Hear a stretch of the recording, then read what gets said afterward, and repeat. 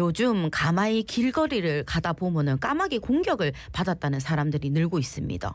까마귀가 급 강화해가지고 사람 뒤통수나 목덜미를 팍 치고 간다는데 맞은 사람은 그 무슨 봉변입니까?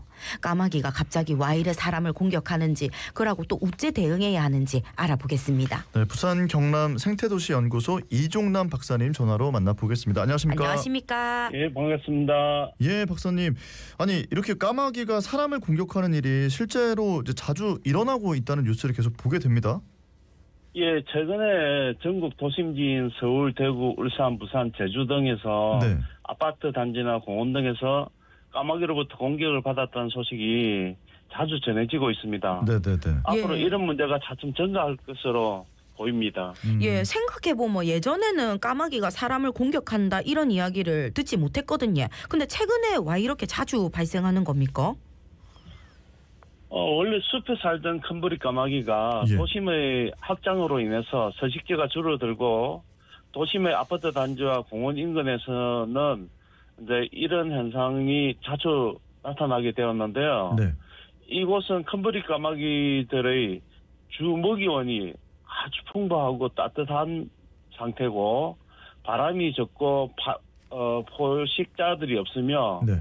경계서기에 좋은 위치가 있고 잠자리 및 둥지 짓기 좋은 여러 가지 여건들이 제공되고 있어서 이곳에 안착하는 일이 최근에 많아졌습니다. 그렇군요. 아니 근데 이제 앞으로 까마귀의 개체 수가 더 증가할 거라고 보시는지 어떻게 예측하십니까?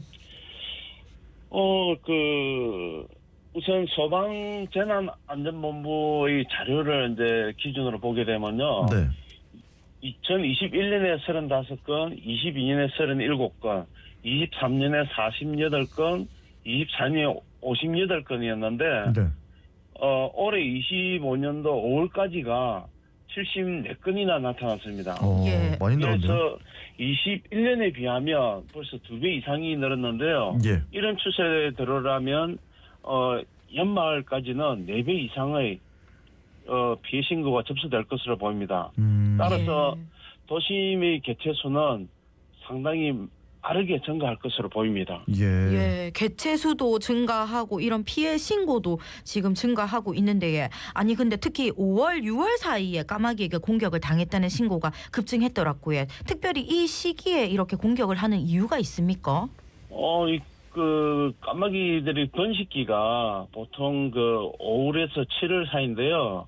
특히 이제 알에서 갓 껴놓은 새끼들이 나오는 시기인 그 시기를 육추 시기라 하는데 5월과 6월에 둥지 또는 새끼들이 나왔을 때는 그 인근 30m 부근을 지나는 살아있는 생명체, 사람은 물론이고 네네. 동물 중에서 개, 고양이, 까치 등도 그대로 공격을 하게 됩니다.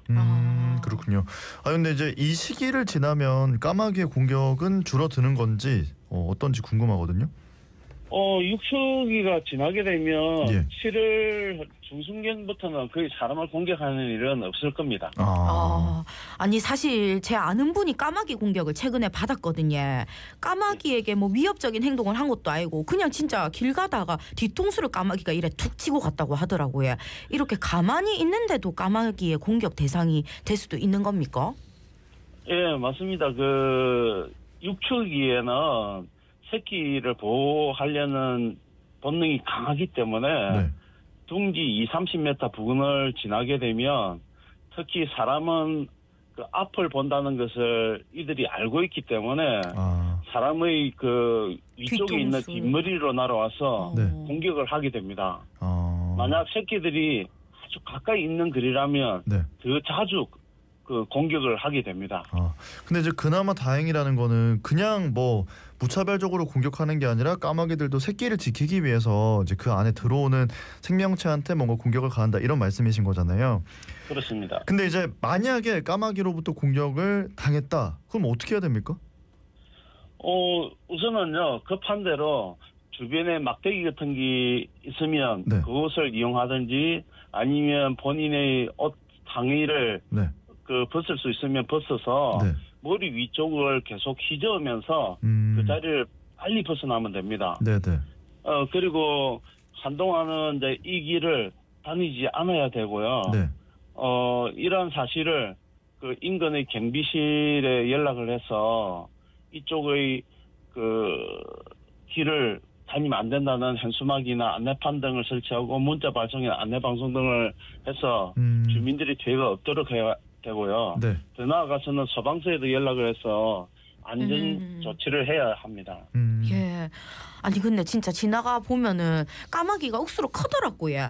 그래서 저 까마귀가 공격하면은 꽤 충격이 심할 것 같은데 어느 정도의 충격을 받는 겁니까? 대부분이 까마귀들은 사람 머리를 살짝 스치는 정도로서 네. 겁을 주기만 하는데요. 이 새끼들이 정말 가까이에 있을 때에는 네. 그 날카로운 발톱으로서 사람의 머리를 이제 피가 흐를 정도로 상처를 입힙니다. 아이고야. 특히 이제 연약한 어린이나 노인, 여성 등의 피해가 큰데요. 네네. 이들은 까마귀가 영리하기 때문에 한번 자기 공격을 받은 사람이 약하다는 것을 인식하게 되면 계속 그 사람들을 집중적으로 공격을 갑니다. 그렇군요. 자, 그럼 이제 까마귀의 습격을 피하기 위해서 예방법을 좀 짚어주시면 도움이 될 것 같습니다. 예, 예방을 하기 위해서는 이제 모자 착용이나 우산 펼치기, 막대기를 휘젓기 하는 방법이 있고요. 네. 그보다 더 많이 이제 까마귀 출현이 나타날 경우에는 주의하라는 현수막 설치, 문자 발송이나 주의 안내 방송 등을 시민들한테 하고 안전띠로 경계를 해서 그 지역을 일시적으로 폐쇄를 한다든지 또는 가장 중요한 먹이원이 들어있는 쓰레기통을 그 지역에 덮개를 씌운다든지 아니면 아예 치워버리고 네네. 사후에는 둥지를 못 짓게 안전 조치를 취해야 합니다. 예, 지금 말씀해주신 그런 방법들과 뭐 까마귀 둥지 피하고 모자, 우산, 머리 가리고 이런 것도 참 중요한데 이게 실질적인 대안이 될 수 있을지 그리고 사실 시민들이 까마귀 둥지가 어디 있는지를 모르는데 보통 어디에 있는지도 알려주시면 좋을 것 같습니다. 예, 일반적으로 모자나 우산 등은 일시적인 방법들입니다. 예. 그리고 이제 까마귀가 이제 공격하는 곳은 키 큰 나무가 있는 곳, 사람이 지나갈 때 공격을 한다면 네. 그 옆에 분명히 소나무 같은 아주 20m 정도 되는 나무 위에 보면 까치둥지와 같은 게 보일 겁니다. 예.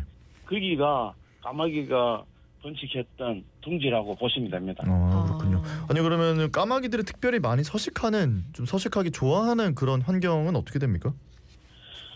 이런 까마귀는요. 네. 앞에서도 이야기했지만은 먹이에 많이 집착을 합니다. 먹이. 네. 이들의 먹이는 잡식성이기 때문에 사람이 이제 버리는 음식 찌꺼기를 가장 좋아하고요. 네. 그래서 그것을 버리는 잔반통이나 쓰레기통 주변에 많이 서식을 합니다.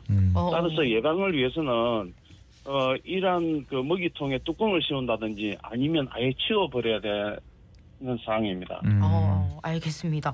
그러고 까마귀가 농작물에 피해를 주는 데다 전선에 있는 벌레를 먹으려고 쪼아대면서 정전사고도 일으키고 있습니다. 거기다가 시민들을 공격하기까지 하는데 지자체 차원에서 대응책을 마련해야 하지 않을까요? 예, 큰부리 까마귀에 대한 대응책은 환경부에서 이제 작년에 유해 야생동물로 지정을 하였지만 예. 사람 공격에 대한 대응의 법조항은 없는 상태입니다. 물론 지자체 조례에서도 환경부의 법을 그대로 따르기 때문에 누락이 되어 있는 상태고요. 야생동물보호법에 또 묶여서 개인이 어디 까마귀에 대한 질의를 할 수도 없는 상황이라서 네. 피해 조치 및 포획할 수 있는 법조항이 빠르게 만들어지고 대응을 해야 될 것 같습니다. 네, 그렇군요. 아니 근데 이제 일본이나 호주 같은 곳에서는 까마귀 떼 습격이 이미 사회적 이슈로 떠오른 지 오래됐다고 하더라고요. 이 두 나라에서는 대처를 어떻게 하고 있는지 좀 짚어주시죠. 우리나라에서는 까치 대처법과 그 나라에서의 까마귀 대처법이 거의 같다고 보시면 됩니다. 음식물 및 쓰레기 봉투 위를 그물로 씌우든지 네. 아니면 포식자 모형을 설치하거나 가실농에 반짝이나 바람개비 등을 달아주는 것이 있는데요. 더 큰 효과는 최근에 이제 연구 결과에 의하면 네. 천적 울음소리를 들려준다든지 까마귀들이 그 적과 싸우는 울음소리, 그 까마귀를 공격하는 새의 울음소리를 들려주든지 네. 쓰레기의 양을 줄여주는 것입니다. 까마귀의 천적은 어떻게 돼요? 매나 아. 금독수리 이런 큰 종류들입니다. 아, 그렇군요. 이 얘기 들으니까 저도 뭐 유튜브 같은 데서 천적 매 소리 같은 거 들고 다니면 좋겠다 이런 생각도 듭니다. 또 사실 어떻게 보면 까마귀도 도시 개발로 인해서 살림이 없어지면서 서식지가 파괴돼 살 곳을 잃었는데 이런 생태적 관점에서 근본적인 원인 분석도 필요해 보이는데에 짧게 한 말씀 부탁드리겠습니다.